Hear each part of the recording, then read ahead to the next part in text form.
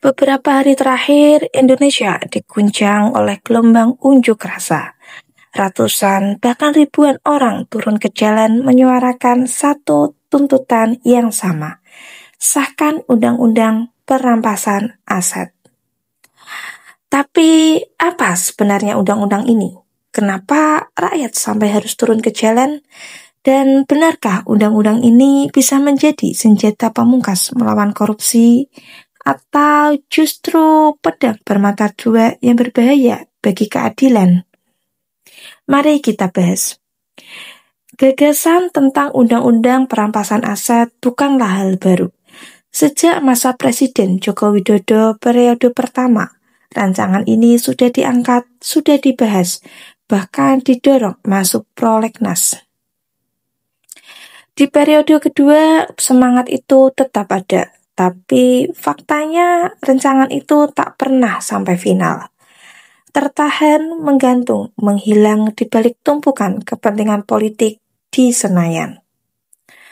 Mahfud MD atau mantan Menko Polhukam bahkan pernah mengatakan dengan nada kecewa, undang-undang ini sudah lama siap, tapi tidak kunjung disahkan DPR. 2018 sudah ngajukan ke DPR, gitu. Tapi tertunda kan? Sudah hampir selesai juga, tertunda. Hanya dulu tersisa satu materi di mana disimpan barang rampasan itu. Nah, kita ajukan lagi tahun 2019 akhir masuk prolegnas 2020, ternyata sampai 2023 sudah selesai lah di tingkat pembahasan tingkat 1, tinggal dibawa ke paripurna atau disempurnakan dikit. Gitu ndak selesai sampai Dan Pak Jokowi kirim surat. Berharap di tangan Presiden Prabowo Subianto, RUU ini tidak lagi macet. Ia yakin Prabowo punya kekuatan politik untuk Tapi sampai sekarang ndak ada. Nah, tinggal sekarang Pak Prabowo ini sangat kuat sekarang. Dominasi di parlemen kan kuat sekali. Yang koalisi ke dia aja banyak. Yang tidak koalisi juga tidak beroposisi. Kan kuat banget, tinggal minta dong. Kalau enggak saya keluarkan perpu, bisa. Bulan depan pasti disetujui. Nah, kalau ada yang berani, udah presiden kok. Nah, bukan hanya dukungan partai, tapi juga tekanan rakyat yang makin keras terdengar di jalan. Tekanan bukan hanya datang dari masyarakat atau para akademisi, tapi dari dalam parlemen pun muncul suara yang menuntut langkah cepat. Salah satunya dari Beni Kapur Harman, anggota DPR dari fraksi Demokrat. Mengutip dari CNN Indonesia, Beni secara terbuka meminta Presiden Prabowo untuk tidak lagi menunggu DPR bergerak lambat. Ia mengatakan kalau Presiden serius, ia bikin perpu. Perpu atau peraturan pemerintah pengganti undang-undang adalah jalan pintas. Presiden bisa langsung menerbitkannya, lalu DPR tinggal menyetujui atau menolak di sidang berikutnya. Beni yakin kalau Prabowo mengeluarkan perpu, mayoritas DPR akan mendukung. Kenapa? Karena mayoritas kursi DPR saat ini ada di barisan pendukung pemerintah. Dengan kata lain, sekarang bola ada di tangan Presiden, menunggu DPR yang penuh drama politik, atau mengambil langkah cepat memenuhi desakan rakyat dan mencatat sejarah. Undang-undang perampasan aset dianggap sebagai senjata terakhir untuk melawan korupsi dan kejahatan keuangan yang selama ini menguras negara. Masalah utamanya sederhana, selama ini negara hanya menyita harta koruptor setelah ada vonis pengadilan. Proses hukum bisa bertahun-tahun, pelaku bisa kabur, mati atau bukti melemah. Akibatnya harta hasil kejahatan aman di tangan keluarga atau berpindah tempat tanpa jejak.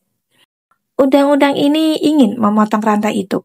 Kalau ada harta yang diduga kuat hasil kejahatan, bisa langsung disita negara. Prosesnya lebih cepat, uang kembali ke negara, bukan menguap entah kemana. Efek jerah, tentu, pelaku kejahatan keuangan akan berpikir 2 kali. Karena meski lolos dari jeratan pidana, hartanya tetap raib. Tak ada lagi yang bisa kaya raya dari hasil merampas uang rakyat. Tapi di balik semangat anti korupsi yang membara, ada satu pertanyaan penting. Apakah undang-undang ini aman dari penyalahgunaan? Para mengkritik mengatakan kekuasaan besar tanpa pengawasan ketat bisa berubah menjadi ancaman. Menyita harta tanpa putusan pengadilan bisa saja salah sasaran. Bagaimana jika seseorang yang tidak bersalah, hartanya disita hanya karena dicurigai?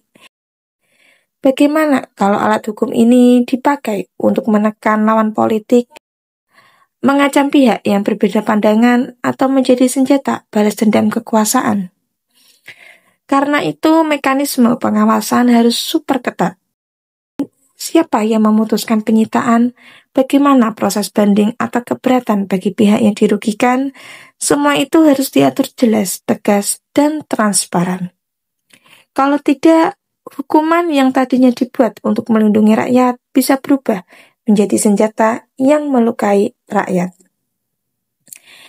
Inilah saatnya bangsa ini menentukan arah. Di satu sisi, rakyat sudah muak melihat korupsi merajalela. Sudah lelah mendengar uang triliunan lenyap, sementara keadilan berjalan lambat. Di sisi lain, negara tidak boleh gegabah. Keadilan bukan hanya tentang menghukum yang bersalah, tapi juga tentang melindungi yang tidak bersalah. Pemerintah Prabowo Subianto berada di persimpangan sejarah. Pilihan pertama, menunggu DPR mengesahkan undang-undang ini lewat proses biasa yang bisa makan waktu lama.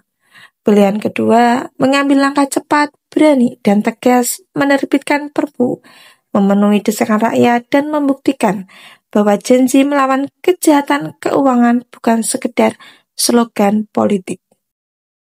Apapun jalannya, rakyat akan menilai. Dan satu yang pasti, kekayaan negara yang dirampas harus kembali ke rakyat. Bukan besok, bukan tahun depan, tapi sekarang. Sejarah menunggu langkah besar berikutnya. Jangan lupa like and share ke teman-teman kalian, supaya teman-teman kalian juga tahu berita terupdate baik dalam dan luar negeri. Terima kasih.